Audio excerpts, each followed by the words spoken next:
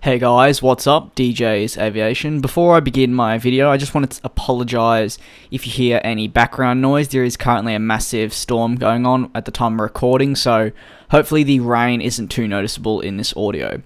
In today's video, however, I will be analysing the past, present and future of Qatar Airways. It's just worth mentioning that there are multiple ways you can pronounce Qatar. Here in Australia, it is commonly referred to as Qatar, not Qatar, so that's the way I'm going to say it throughout the video. Apologies if I offend anyone by choosing this pronunciation method. In this episode, we will discuss the history of Qatar, their fleet and their cargo branch. So Qatar Airways were established on November the 22nd, 1993, and operations commenced a few months later on in January of 1994. The airline was a small regional carrier, serving a handful of routes when it began life. It started with just 2 Airbus A310s and only 75 staff members. However, in 1995, the airline was fortunate enough to acquire 2 ex-All Nippon Airways Boeing 747s.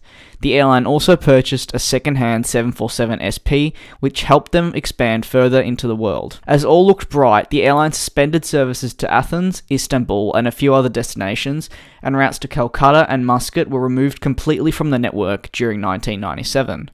Despite the removal of some routes, the airline launched flights to London in that year as well. After just acquiring the 747s, the airline soon replaced them with 2 A300-600Rs, which were on a lease from Ansett Worldwide Aviation Services. Qatar saw this as an opportunity to revolutionise their brand. Just after they received these A300s, they changed their logo. As the years passed, Qatar continued to grow as an airline, and funnily enough, the majority of the rest of their history actually comes in terms of aircraft orders. So we're not going to go over every single order that they've ever made, but we will discuss later on their current fleet, future fleet, and past fleet. While the airline side of things is super interesting, what I always find rather intriguing is the cargo aspect if an airline has one. Qatar Airways' freight branch is actually the world's 3rd largest international cargo carrier. The cargo branch uses the 777F, 747-8 and A330F. So Global Supply Systems operated 3 747-8Fs under a wet lease arrangement for British Airways World Cargo until BA terminated the contract in 2014. Funnily enough, on the same day, an agreement was reached with Qatar Airways to operate flights for IAG Cargo using the 777F.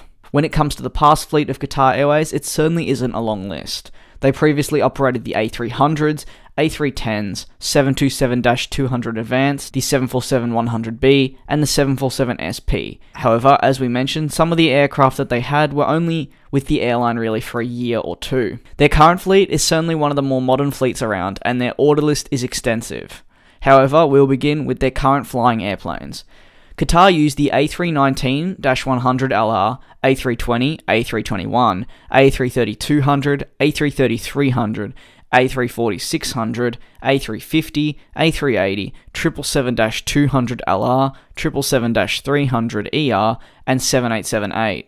This is already a huge fleet, and when it comes to variety, it gets even better. The airline has a number of aircraft that are also set to be delivered in the future. These include the 787-9s, they have 30 of them which are set to be delivered. They have 60 of the 777Xs, with 10 of the -8 variant and 50 of the -9.